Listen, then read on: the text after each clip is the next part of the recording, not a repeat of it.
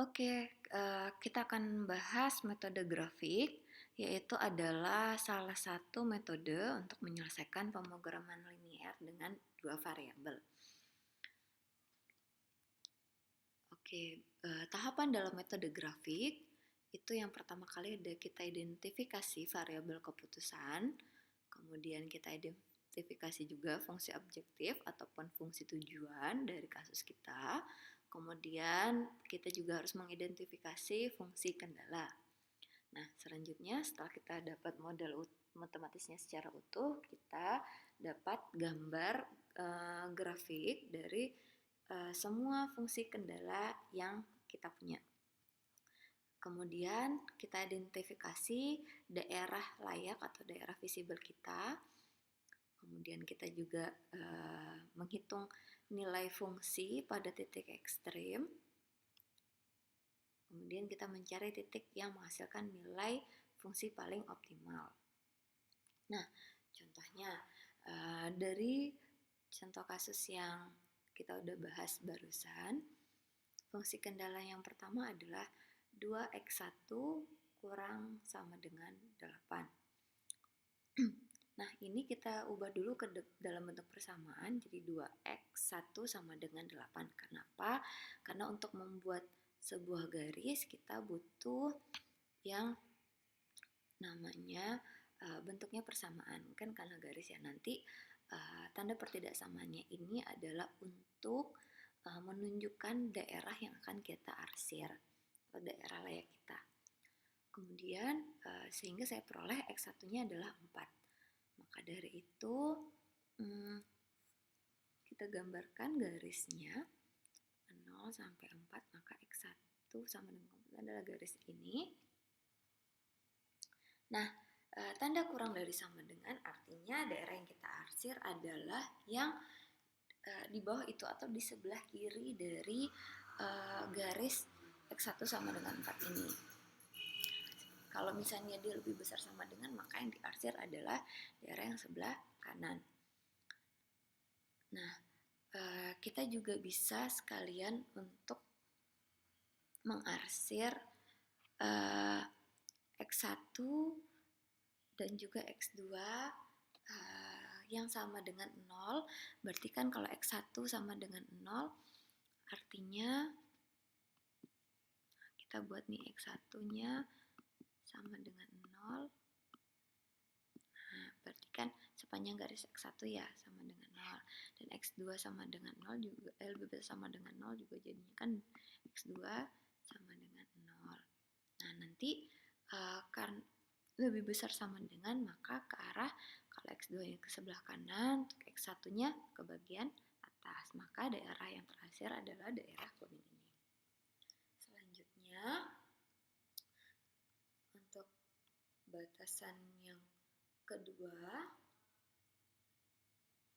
3x2 kurang dari sama dengan 15, dan yang satunya lagi kita bisa buat gambarin tadi adalah fungsi kendala yang pertama, kemudian juga ada X1 dan X2 sama dengan 0.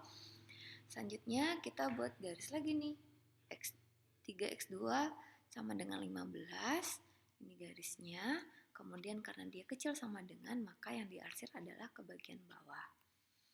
Kemudian fungsi kendala kita yang ini adalah merupakan garis ini.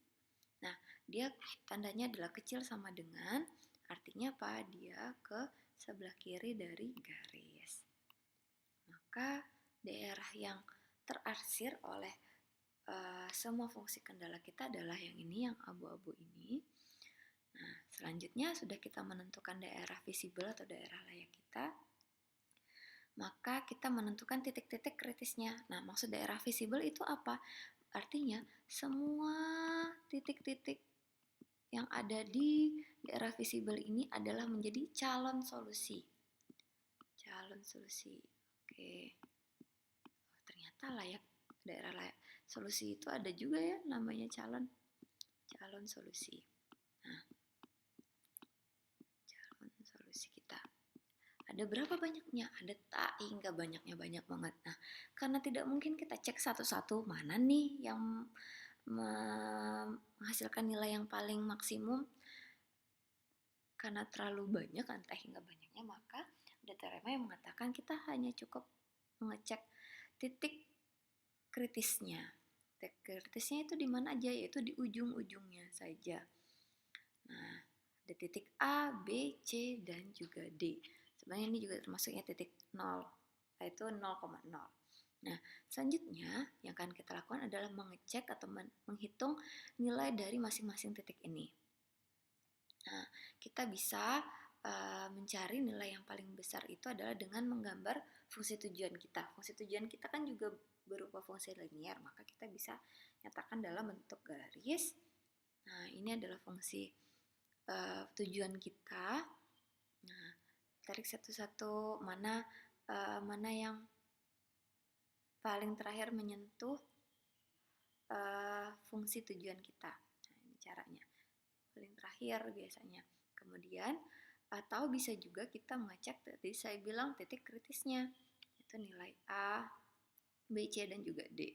Kita hitung satu-satu. Nilai A ini adalah 4, X2-nya 0, hasilnya nilai Z-nya disubstitusikan ke fungsi tujuan kita.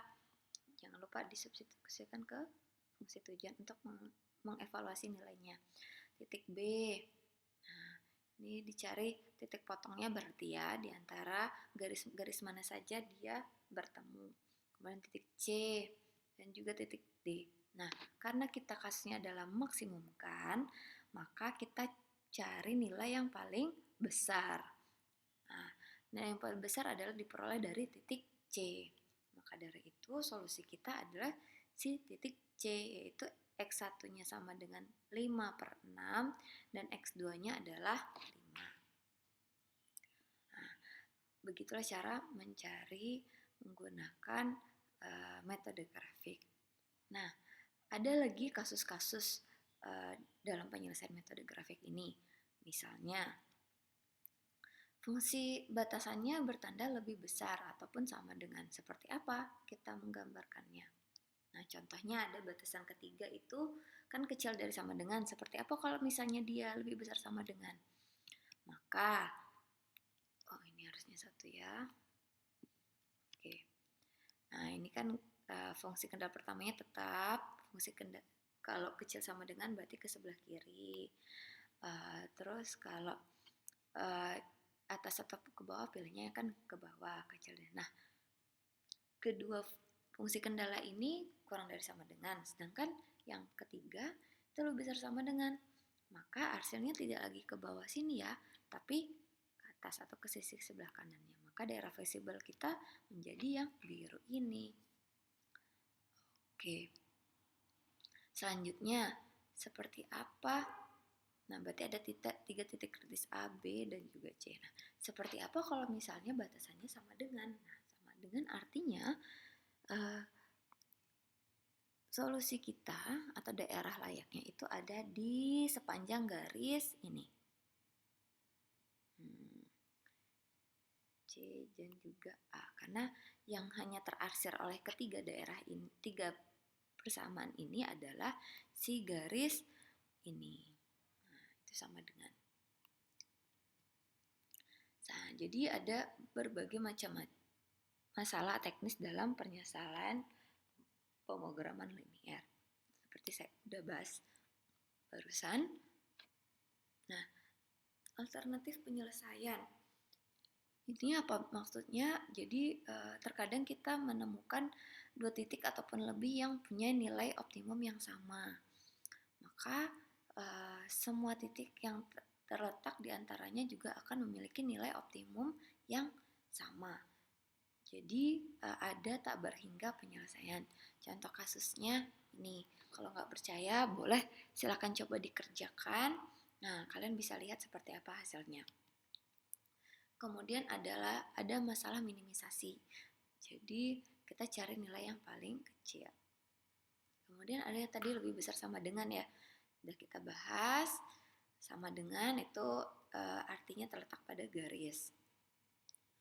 Nah, selanjutnya ada juga kasus daerah visible-nya tak terbatas. Tak terbatas artinya apa? Kalau tadi kan gambarnya kita dibatasi oleh titik-titik kritisnya ya, ini dia tidak terbatas. Contohnya adalah ini, bisa dicoba sebagai latihan. Kemudian penyelesaian tak terbatas. Nah, kalau misalnya visible-nya tidak terbatas dan nilai optimumnya juga tidak terbatas, maka bisa dikatakan dia tidak punya penyelesaian. Kemudian contoh sebelumnya ini tapi yang memaksimumkan. Nah, ada juga soal yang tak visible. Nah, daerah layaknya tidak ada, maka soalnya itu tidak visible juga ya. Ini contohnya.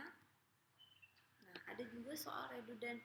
Redundant maksudnya adalah apabila terdapat satu ataupun lebih kendala yang tidak berpengaruh terhadap daerah visible-nya. Nah, ini contohnya bisa dicoba sebagai latihan.